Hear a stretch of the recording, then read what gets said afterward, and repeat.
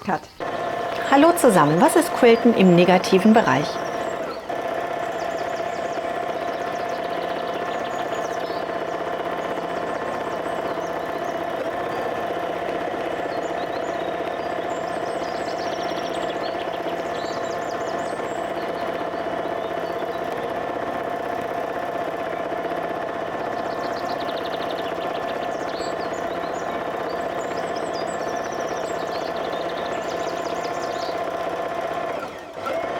Lass uns das hier an unserem kleinen Buddha einmal anschauen.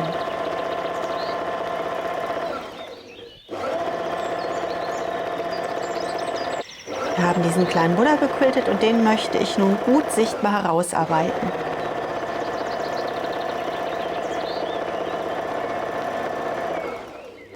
Wenn wir quilten, quilten wir im negativen Raum. Das heißt, überall da, wo wir gequiltet haben, schieben wir unsere 3 Sandwichlagen eng zusammen. Wir stauchen sie, sie werden flacher und treten dadurch in den Hintergrund. Überall, wo wir nicht gequiltet haben, bleiben unsere 3 Sandwichlagen sehr luftig aufeinander liegen und treten daher in den Vordergrund. Wenn wir ein Motiv haben, das wir betonen möchten, wie ich hier meinen kleinen Buddha, erstellen wir unser Motiv und quilten dann außen um unser Motiv herum, sodass die äußere Fläche immer mehr gestaucht wird und unsere eigentliche Quiltarbeit betont unser Motiv hier im Zentrum. Viel Spaß beim Quilten! Tschüss!